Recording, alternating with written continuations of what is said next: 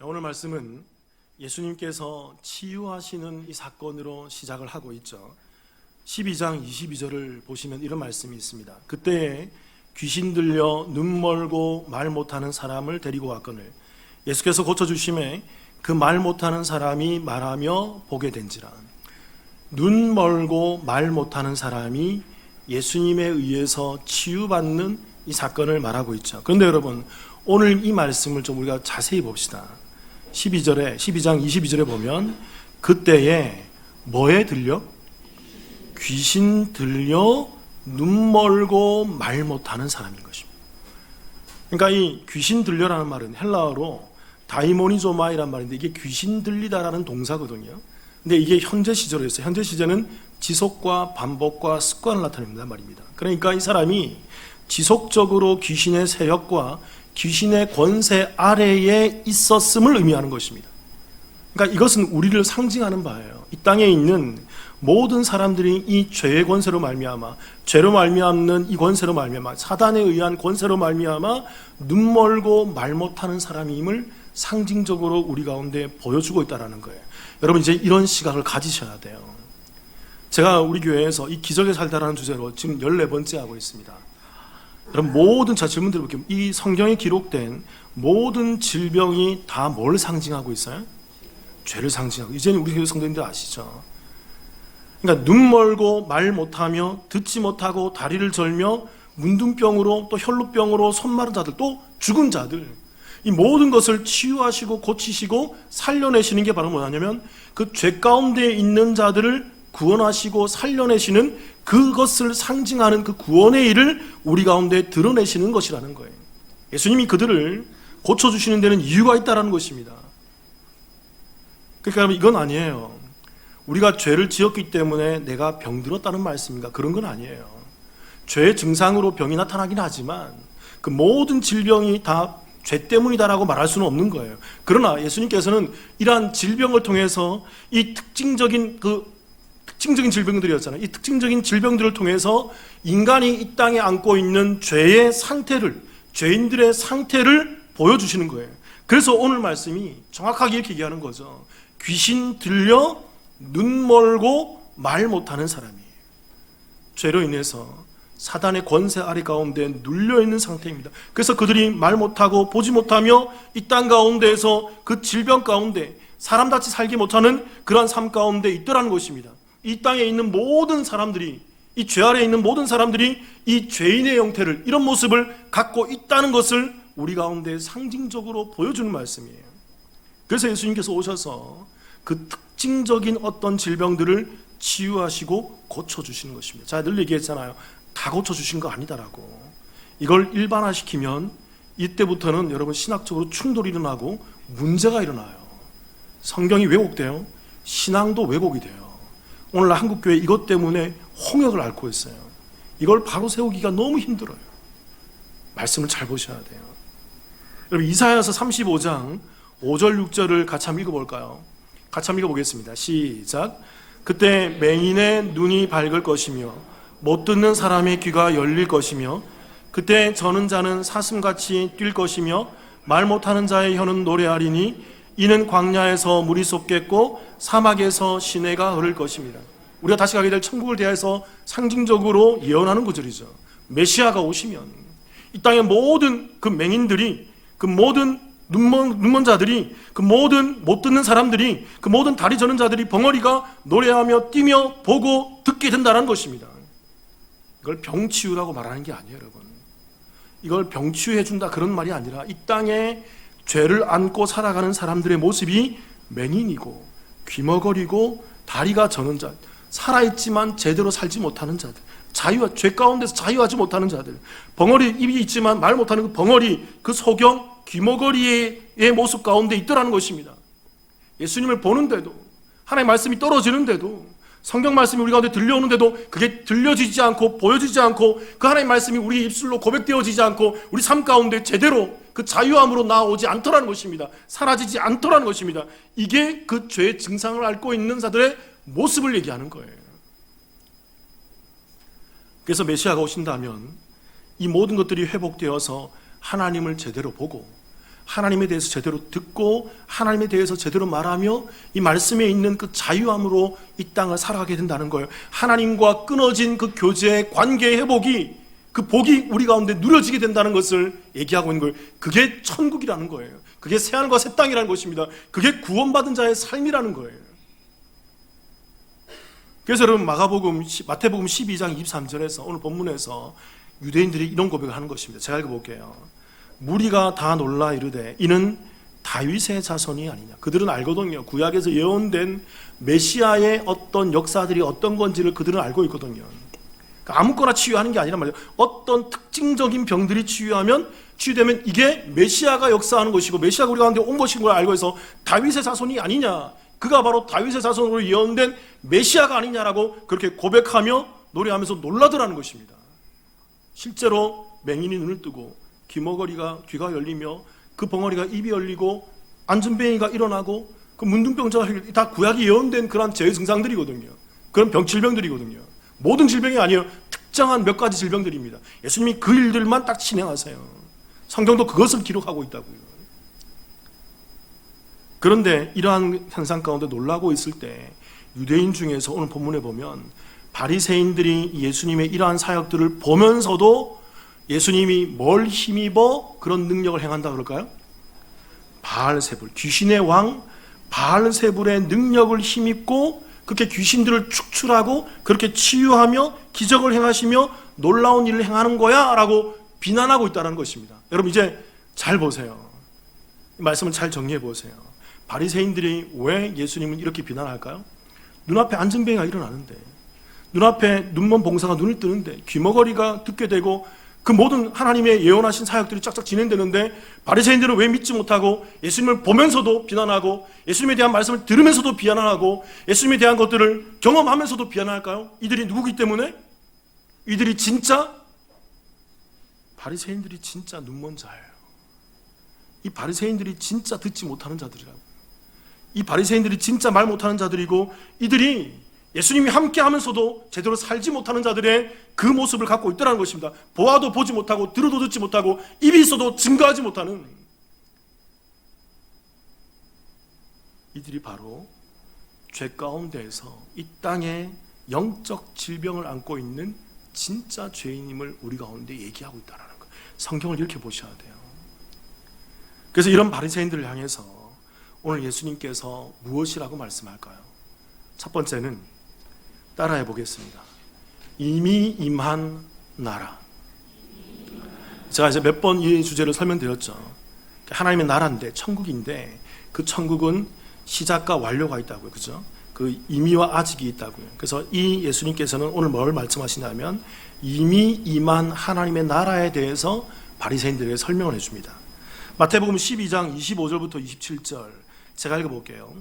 예수께서 그들의 생각을 아시고, 바리새인들입니다. 그들의 생각을 아시고 이르시되 스스로 분쟁하는 나라마다 황폐하여질 것이요 스스로 분쟁하는 동네나 집마다 서지 못하리라. 만일 사탄이 사탄을 쫓아내면 스스로 분쟁하는 것이니 그리하고야 어떻게 그의 나라가 서겠느냐. 또 내가 바알세불을 힘입어 귀신을 쫓아내면 너희의 아들들은 누구를 힘입어 쫓아내느냐. 그러므로 그들이 너희의 재판관이 되리라. 예수님께서 매우 답답해 하시면서 바리새인들이 얘기해요. 야, 생각을 해봐. 내가 만약 귀신의 왕을 힘입고 바알세불의 왕을 힘입고 그렇게 귀신을 쫓아낸다 그러면, 야, 귀신이 귀신을 쫓아내면 어떻게 그 귀신의 나라가 세워지겠니? 이건 맞지 않잖아. 이치에 맞지 않는 거잖아. 그리고 너희 아들 중에 당시 제사장들이나 당시 종교 지도자 가운데 귀신을 축출한 사람들이 있었거든요. 너희 아들, 유대인 너희 아들들 중에도 이렇게 귀신을 쫓아내고 능력하는 사람들이 나타나고 있잖아. 근데 걔네들은 그러면 도대체 누구의 힘을 빌어서 그렇게 하고 있니? 걔네들이 너희들에게 판별을 해줄 거야. 걔네들이 너희에게 재판자로 서게 될 거야. 똑바로 알아, 얘기하는 거예요. 그러니까 바리새인들은 지금 비난을 위한 비난을 하고 있는 거예요. 말도 안 되는 비난을 하고 있는 거죠. 그래서 예수님께서 이 바리새인들에게 그 다음에 이런 말씀을 하십니다. 28절 같이 한번 읽어볼까요? 시작. 그러나 내가 하나님의 성령을 힘입어 귀신을 쫓아내는 것이면 하나님의 나라가 이미 너희에게 임하였느니라. 그러니까 여러분 이겁니다. 예수님께서 귀신을 쫓아내고 치유하시는 사역은요, 둘 중 하나예요. 딱 이 둘 중에 하나예요. 첫 번째는 예수님이 바알세불의 힘을 입고 그 귀신의 왕을 힘을 입어서 치유하시고 귀신 축출하는 것이거나, 아니면 누구의 힘을 입고 하나님이신 하나님의 성령을 힘입어 귀신을 쫓아내시는 것이거나, 둘 중에 하나란 말입니다. 근데 앞에서 얘기했듯이 예수님께서 귀신이 귀신을 쫓아내면 그 나라가 어떻게 세워지겠니? 그래서 예수님께서 이렇게 하는 것은 절대로 바알세불의 힘을 입고 쫓아내는 것이 아니란 말인 것입니다. 이게 이치에 맞다는 거예요. 이게 절대 아니라는 거예요. 상식적으로 보더라도. 그러면 예수님은 둘 중 하나잖아요. 누구의 힘을 입어서 귀신을 쫓아내는 걸까요? 하나님의 성령을 힘입어 귀신을 쫓아내는 거라는 거예요. 이건 매우 분명한 사실이에요. 다시 28절 띄워보세요. 이런 말씀이 있습니다. 그러나 내가 하나님의 성령을 힘입어 귀신을 쫓아내는 것이라, 만일 내가 진짜 하나님의 성령에 의해서 이것을 행하는 것이라 그런다면 그 뒤에 뭐라고 얘기하고 있습니까? 하나님의 나라가 이미 너희에게 임하였느니라 라고 말한답니다. 이게 너무 중요한 말씀이에요. 그러니까 예수님께서 귀신을 쫓아내는 이 사역은요, 귀신을 쫓아내는 축기와 신유와 어떤 기적과 능력에 초점이 있는 게 아니에요. 자꾸 우리가 여기서 헷갈려요, 여러분. 제가 여러분 기적이나 축기나 능력이나 신유를 부인하는 게 아니에요. 그럴 수 있어요, 여러분. 근데 거기서 멈춰버리면 안 돼요. 표적, 세메이온, 그죠? 사인이라고 그랬잖아요. 왜 고속도로 오는데 원주라는 표지판에서 멈춰 있냐고요. 그렇게 멍청한 그런 모습을 갖고 있냐고요. 그 표적이 보여주는 원주까지 와야죠. 그 사인, 세메이온, 그 표적이 보여주고 있는 진짜 진리를 알아야 되죠. 예수님께서 이 기적을 통해서 뭘 보여주는 거예요? 이것을 통해서 오늘 말씀해 보면 이미 임한 하나님의 나라가 무엇인지를 우리 가운데 설명해 주는 것에 초점이 있는 거예요. 그러니까 여러분, 이 귀신들이 떠나가고 이렇게 벙어리가 말하며 기머리가 들리는 이 일은 예수님에 의해서 이렇게 진행되는 것은 이 땅에 뭐가 임했기 때문에, 예수님이 초림하심으로 말미암아 이 땅에 뭐가 임했기 때문에, 바실레이아, 그 하나님의 나라가 이 땅에 이미 임했기 때문에 이런 증상들이 나타난다는 것입니다. 근데 이 증상들은 귀머거리와 눈먼 것과 그 벙어리지만 그것은 죄의 증상을 안고 있는 죄인들의 모습을 상징하는 모습이라는 거예요. 여기서 말하는 이 쫓아내는 것이란 말이 헬라어로 이게 에크발로란 말인데, 이게 내쫓다, 몰아내다, 보내버리다. 이게 현재 시제예요. 현재 시제는 지속 반복 습관이라고 그랬죠. 또 그 나라가 임하였느니라 할 때 임하다라는 이 말은 푸오다노란 말인데, 이게 오다, 도착하다, 이르다인데 이것은 또 과거 시제, 완료형으로 기록되어 있어요. 과거 시제로 기록되어 있어요. 이 말이 뜻하는 바가 뭘까요? 이것은 이런 말입니다. 하나님의 나라는 예수님이 이 땅에 오심으로 인해서 이 땅에 이미 임해버려, 이 땅에 이미 천국이 시작되어 버렸어요. 시작된 완료라고요. 근데 아직 도래하지 않은 완성이죠, 그렇죠? 그래서 이 땅에 천국이 시작되어서 그 시작된 완료로서 천국이 이미 임해버린 것입니다. 그리고 그 하나님 나라에 임한 모습, 그 시작된 그 완료의 모습, 그 증거가 바로 어떤 모습이다?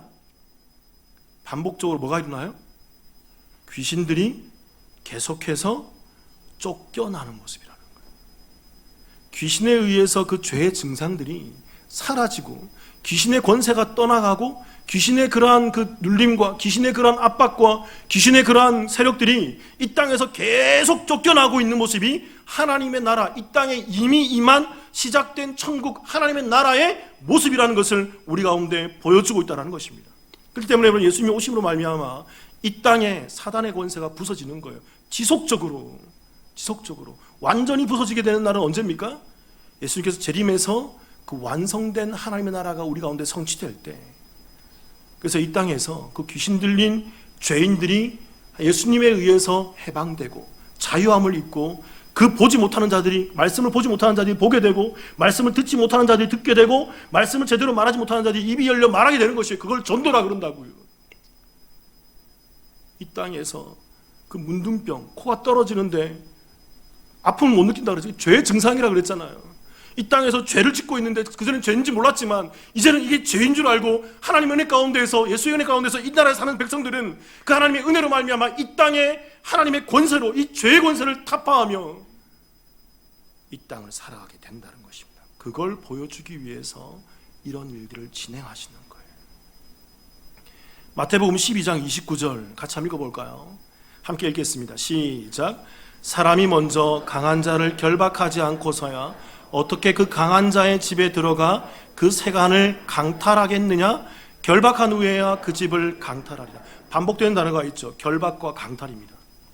그래서 강한 자의 집에 들어가서 그것을 강탈하기 위해서는 그 집에 있는 누구를 결박해야 돼요? 그 강한 자를 결박해야 돼요. 그 강한 자가 이 땅에 권세를 잡고 있는, 죄로 말미암아 이 땅에 권세를 잡고 있는 사람 누굽니까? 그 존재? 사탄이란 말입니다. 그 사탄의 그 존재를 예수님이 이 땅에 오심으로 말미암아 결박해왔어요. 사단이 이 땅에서 완전히 결박되었다고, 예수님의 그 십자가와 부활로 말미암아 완전히 그 죄의 권세, 죄로 말미암아 사망으로 빠져드는 그 권세가 완전히 역전되어 버렸죠. 부활해버린 거예요, 그 성도들이. 그래서 그들이 결박당하고 이 땅에서 그 구원받는 자들이 그것 가운데에서 그 사단의 세력을 강탈하는, 그 전에 사단이 주인 노릇했던 그 집에서 이제는 성도들이 이 땅에서 시작된 천국의 주인 되는 삶을 살기 시작하는 거예요. 그게 교회 시대입니다. 그래서 예수님께서 귀신 들려 눈 멀고 말 못하는 사람을 고쳐주고 그런 일을 진행하는 것입니다.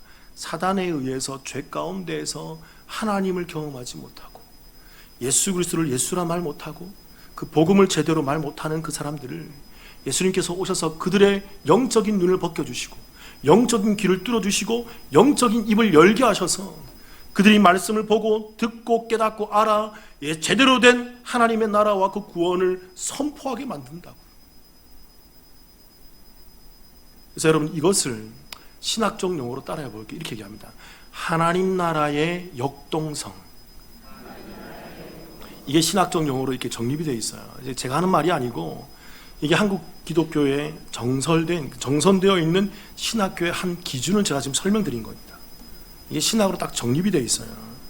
그래서 여러분, 이 땅에 이미 임한 하나님의 나라는 이 죄의 노예로 사는 사람들에게 역동적으로 예수님의 오심으로 말미암아 침투에 들어오셔서 그들의 노예됨을 해방시켜 주시는 것입니다. 이걸 예수님께서 알려주고 가르쳐주기 위해서 귀신을 쫓아내고 치유하고 기적과 능력들을 행하시는 거예요. 드문. 무슨 말인지 아시겠습니까? 여러분, 마태복음 11장 12절을 같이 한번 읽어볼게요. 우리가 잘 아는 말씀이죠. 함께 읽겠습니다. 시작. 침례 요한의 때부터 지금까지 천국은 침노를 당하나니 침노하는 자는 빼앗느냐. 우리가 잘 아는 말씀이죠. 여기서 말하는 이 침노를 당하다는 말이, 이게 제가 자주 얘기했어요. 이게 헬라어에만 있는 독특한 표현이라고. 수동태 디포넌트라는 문법입니다. 이게 뭐냐면 형태는 수동이에요. 형태는 수동인지 그 안에 품고 있는 의미는, 그 내용은 능동적이란 말입니다. 그러니까 천국은 이 땅에 침노해서 들어왔어요. 그래서 우리는 하나님에 의해서 그 수동의 천국을 임하게 되는 것입니다. 그런데 그 택하여져서 천국을 사는 백성들은 이 땅에서 능동적인 삶을 살게 되는 거예요. 그게 하나님 나라 백성들의 삶의 모습이라고요. 그저 그냥 교회 왔다가 갔다 이렇게 수동의 삶을 사는 게 아니라, 그 구원받은 자들은 수동의 삶이 아니라 그 안에서 예수 그리스도를 믿는 감사함과 그 감격에 의해서 능동적인 그 삶을 살게 되는 거예요. 말씀 보고 기도하고 찬양하고 전도하고 헌금하며 예배드리며 봉사하며 그 능동적인 삶을 살게 되는 거예요. 우리가 그걸 해야 돼요, 여러분. 그게 제대로 된 신앙생활이에요. 그걸 성화의 삶이라고 합니다. 그러면 성도들이 능동적으로 살아가는 삶의 모습이 여기서 어떻게 표현되어 있습니까? 11장 12절 다시 띄워보세요.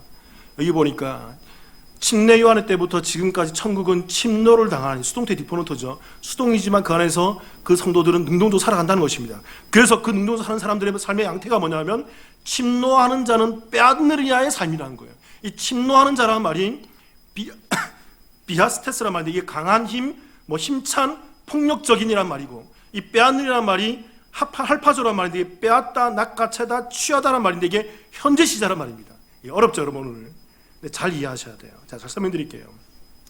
하나님에 의해서 택함을 입은, 이 수동을 입은 성도들은 이 이미 임한 하나님의 나라, 시작된 하나님의 나라 이 땅에서 성령에 의한 강한 힘으로 계속해서 빼앗는 삶을 살아가게 된다는 것입니다. 지속해서 그들 안에 능동적인 삶이 나오는 거예요. 더는 이들이 죄 아래에 머무는 삶을 살길 원하지 않는 거예요. 그래서 그들이 이 땅에서 계속 죄를 지으면서도 그 의로운 심령이 상함을 입게 되는 거예요. 성경에 보면 롯의 그 의로운 심령이 상함을 입었다는 소돔과 고모라에서. 왜 여러분 소돔과 고모라에서 롯이 그 의로운 심령이 상함을 입었을까요? 그 하나님에 의해서 택한 백성이기 때문에. 그래서 그 안에서 죄악을 저지르고 죄악을 누리고 있는데 그 죄가 기쁘지 않더라는 것입니다. 이 땅에 사단의 권세에 눌려서 살아가는 그 눈멀고 귀멀고 벙어리 된 그 삶이 이 땅에서 전혀 기쁘지 않더라는 거예요. 근데 여러분, 세상 사람들은 그게 기뻐요. 그게 즐겁다고요. 택한 백성들은 그게 즐겁지 않아요. 마음이 상함을 입어요. 심령의 상함을 입는다고요. 그래서 그 속에서 신음했다라고 그래요. 그게 성도들의 능동입니다. 그래서 그들은 그 신음 가운데서 기도하며 찬양하며 하나님을 찾고 구하면서 성령에 의해서 그 사단이 강탈하고 있는 그 세간을 다 늑탈하고 다 도말아내면서 이 땅 가운데서 하나님의 은혜 가운데 죄의 자유함을 누리며 시작된 천국을 살게 된다라는 거예요. 그러니까 여러분, 결론은 이겁니다. 예수님의 그 축기나 치유나 기적은 여러분, 거기에 초점을 두시면 자꾸 거기에 초점을 두니까 자꾸 무속으로 빠져요. 기독교가 자꾸 잘못되어 간다고요. 거기에만 다 거기에만. 이게 굉장히 왜곡된 신앙입니다, 여러분. 이게 굉장히 한국 교회를 망치고 있고 우리의 신앙을 정말 좀먹고 있어요. 이게 부패하고 이게 완전히 곰팡이처럼 한국 교회를 완전히 썩어 문드러지게 만들고 있어요. 거기에 매몰되면 이건 표적이에요. 그렇게 진정한 기적과 진정한 치유와 진정한 능력은 성령에 의해서 완전히 죄에서 자유함을 입게 하는 뭐예요? 구원을 말하는 거예요. 따라해 보겠습니다, 여러분. 진짜 기적은 구원이다. 그거면 돼요, 여러분. 내가 병에서 치유함을 입지 않는다 하더라도, 내 문제가 해결되지 않는다 하더라도, 내가 여전히 가난하고 헐벗고 어려운 삶을 산다 하더라도, 여러분, 내가 구원받았다 그런다면 여러분, 이것으로 충분해요. 이것으로 좋게요. 예수님이 그런 것을 추구하지 않았어요. 이 땅의 기복과 이 땅의 부요함과 이 땅의 좋음을 추구하지 않았어요. 그게 복이라 그런다면 여러분, 예수님이 십자가에서 내려왔어야 돼요. 예수님은 그 로마의 시대의 그 모든 그 병력과 그 세력들을 다 전복시키시고 그 땅에서 그 로마 시대에서 이스라엘의 나라를 만드셨어야 된다고요. 그게 복이었다면, 그게 예수 믿는 거라면. 그렇지 않습니다. 예수님은 이 땅에 가난하고 헐벗고 머리 둘 곳 없고 정말 비루한 삶을 살았지만 그 구원을 말하며 구원을 완성하며 이 땅에 구원의 시작을 주셨어요. 그리고 얘기하는 거죠. 너희가 나를 따르려거든 자기를 부인하고, 이 땅에 있는 자기를 부인하고 이 십자가의 구원을 지고 나를 따라와 라고 얘기합니다. 그게 복이라고요. 그게 복이라고요. 바리새인들을 향한 예수님의 말씀이 무엇일까요? 두 번째는 우리가 의문을 많이 갖고 있는 성령 해방죄입니다. 그러니까 성령 해방죄가 뭔지를 우리가 설명하고 있어요. 마태복음 12장 31절 같이 한번 읽어볼까요? 시작. 그러므로 내가 너희에게 이르노니 사람에 대한 모든 죄와 모독은 사하심을 얻되 성령을 모독하는 것은 사하심을 얻지 못하겠고, 성령을 모독하는 것, 옛날 성경 버전에서는 성령을 해방하는 것은 사하심을 얻지 못한다라고 되어 있어요. 이 모독이란 말이 헬라어로 블라스페미아란 말인데, 이게 모독, 비방, 악담, 조롱, 신성 모독을 하는 것을 얘기하는 것입니다. 그러니까 예수님께서는 성령 해방죄는 뭐 하심을 얻지 못한다? 그러니까 사하심, 이게 뭘 사하는 거예요? 우리의 죄를 사하는, 그러니까 죄를 사하심을 얻지 못하니까 또 뭘 못 받아요? 구원을 받지 못하는 거죠. 그래서 성령 해방죄가 구원을 얻지 못하게 되는 그런 일로 나타나게 된다는 것입니다. 여러분, 질문 드려볼게요. 왜 성령 해방죄가 사하심을 얻지 못하고 구원을 얻지 못하는 걸까요? 왜 성령 해방죄가 사하심도 안 주고 구원도 안 주는 걸까요? 이게 오늘 본문 말씀 앞뒤에 설명되어 있어요. 30절 제가 읽어볼게요. 앞구절. 나와 함께 아니하는 자는 나를 반대하는 자요, 나와 함께 모으지 아니하는 자는 해치는 자. 이 나가 누굽니까? 예수님이 하시는 말씀. 나와 함께 하지 않은, 예수님이 함께 하는 자는 어떤 사람들이에요? 예수님이 증거하는 뭘 믿는 자? 그 구원을 믿고 하나님 나라를 믿게 돼서 하나님 백성이 되는 자, 그들이 예수님과 함께 하는 자인 것입니다. 그런데 이들이 30절에서는 나와 함께 하는 자라고 하면서 31절에는 성령을 모독하는 자라고 얘기하는 거예요. 그러면 성령을 모독한다는 게 뭐냐면 구원을 거부하는 것, 그 믿음을 받지 않는 것, 하나님의 나라와 그 권세를 사모하지 않는 것을 말하는 거예요. 또 하나 그 뒤에 32절도 봅시다. 같이 한번 읽어볼까요? 시작.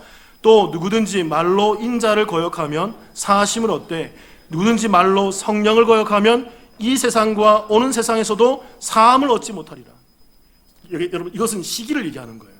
인자를 거역하면 사하심을 얻게 돼. 이게 뭐냐면 지금 예수님이 있는 시기예요.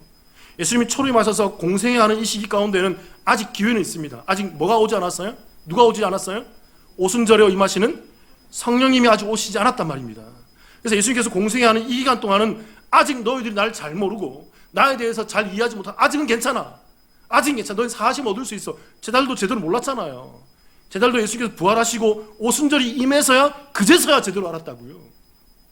그러니까 아직 공생의 기간 동안 괜찮아. 그러나 성령 하나님께서 이 땅에 오시면 성령을 거역하면 이 세상과 오는 세상에도 참 얻지 못한다. 오순절날 성령님이 이 땅에 오실 것인데 그 성령 하나님이 이 땅에 와서 너희들에게 뭔가를 주실 거야. 근데 그 뭔가를 주는 그걸 너희가 거부하면 그때는 소용이 없어.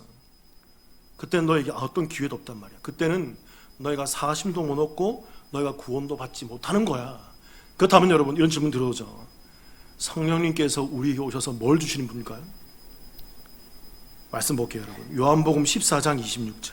자, 여러 번 반복한 말씀이죠. 26절 같이 한번 읽어볼까요? 시작.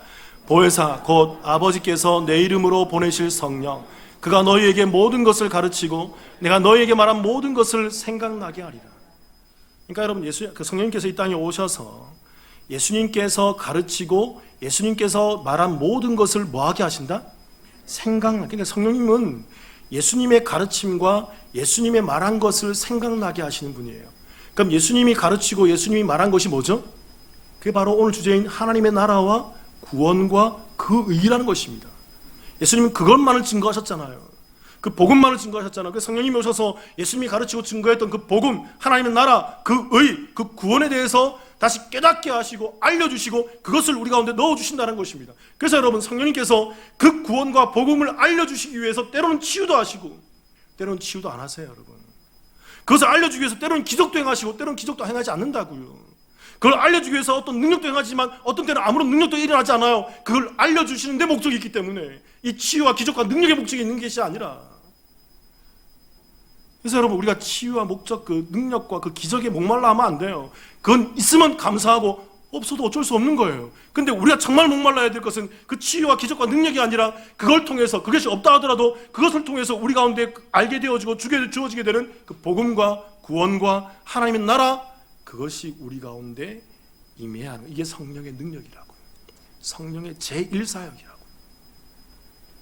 요한복음 15장 26절을 봅시다. 제가 읽어볼게요. 예수님 계속해서 얘기해요.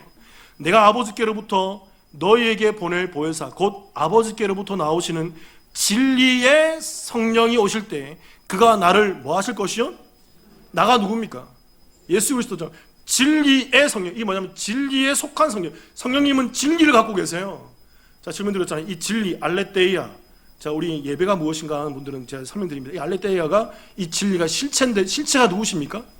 예수를 얘기하고 요한복음은 그 진리, 그 실체 알레테이아를 전부 다 예수로 얘기한다고요.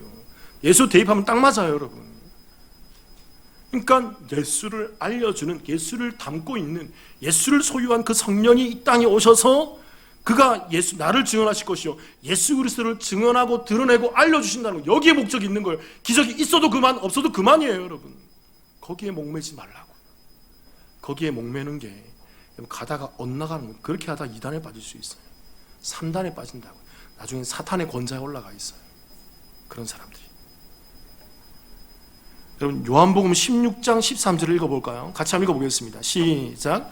그러나 진리의 성령이 오시면 그가 너희를 모든 진리 가운데로 인도하시리니 그가 스스로 말하지 않고 오직 들은 것을 말하며 장래일을 너희에게 계속 얘기하시죠. 진리의 성령이 오시면, 진리를 갖고 있는 성령이 오시면 너희를 모든 진리 가운데 예수 그리스도로 인도하신다는 게 띄워보세요. 13절.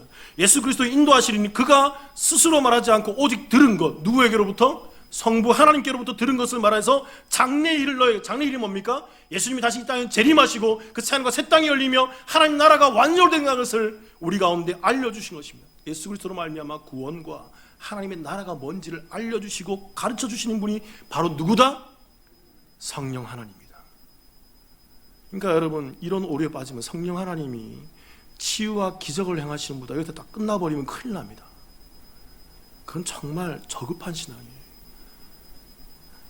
성령님은 예수님을, 복음을, 하나님의 나라를, 구원을 알려주시기 위해서 우리 가운데 그런 것도 사용하세요. 근데 사용하지 않을 때도 많이 있단 말입니다. 오히려 여러분 기적과 능력이 나타나지 않을 때가 더 많지 않습니까? 우리의 삶 가운데. 근데 없다 하더라도 내가 예수를 믿고 있어, 내가 하나님을 알아, 내가 구원받고 있어, 그러면 할렐루야예요. 그게 어떤 치유와 어떤 기적과 어떤 능력보다도 더 본질적인 성령의 사역이란 말입니다. 그렇게 여러분, 성령님은 진리이신 예수님을 증거하셔서 이미 임한 하나님의 나라에 살고 있는 하나님의 백성들을 구원해내시고 그들에게 능력을 주셔서 살아가도록 하시는 것입니다. 그러므로 여러분, 성령을 해방한다는 건 뭘까요? 이 성령님을 거부하는 것이고, 성령을 해방한다는, 모독한다는 것은 이 성령님의 사역을 모독하는 것이고, 이 성령님의 사역을 비방하는 것이고, 이 성령님이 증거하시는 진리이신 예수님을 받아들이는 것이 않고 거부하고 수용하지 않는 것을 말하는 것입니다. 그러니까 여러분, 성령 해방죄는 당연히 구원받지 못하죠. 구원을 거부하는 거기 때문에 너무나 당연한 것입니다. 죄사함을 얻지 못하는 거예요. 그들은 이미 임한 이 하나님의 나라에서 여전히 사단에 들려서, 귀신에 들려서 눈 멀고 귀 멀고 벙어리로 살아가게 되는 자들이, 그들이 바리새인이었고 그들이 이 땅 가운데 있다라는 것입니다. 그래서 이들이 이 땅에서 눈 멀고 말 못하고 듣지 못하며 걷지 못하는 자로 이 땅을 살아간다는 것입니다. 그러나 우리는 성령님께서 우리에게 주시는 이 진리의 말씀이신 예수 그리스도의 본질적인 말씀을 통해서 우리의 길을 열어가는 거예요. 우리의 눈을 열어가는 거예요. 우리의 입술을 열어가는 거예요. 제가 이 자리에서 분명히 말씀드립니다. 매주 선포되는 이 복음의 말씀이 여러분 귀에 들리십니까? 여러분 눈에 보이십니까? 여러분 입술에 아멘으로 화답이 나오세요? 할렐루야로 이 진리가 이렇다니요 그러면서 감격하면서 이 진리의 말씀이 우리의 입술 가운데 고백되어지나요? 목장에서, 여러분 가정에서? 그렇다면 저는 분명히 확신드립니다. 여러분들은 이미 임한 하나님의 나라를 살고 있어요. 그렇기 때문에 사단의 그 권세 아래에 있는 이 세상에 갇혀있는 사단의 이 집을 늑탈하시고 그들을, 그 삶을 건져내셔서 죄 아래 머물러 있는 삶이 아니라 죄를 탈피하고 이 땅 가운데서 하나님의 영광을 위해 살아가는 자들이 될 수 있단 말입니다. 그렇게 사랑하는 성도 여러분, 성경을 통해서 기적이나 치유에 국한되지 마세요. 자, 이 시리즈는 다음 주로 마무리할 거예요. 원한다면 한 30번 더 할 수 있습니다.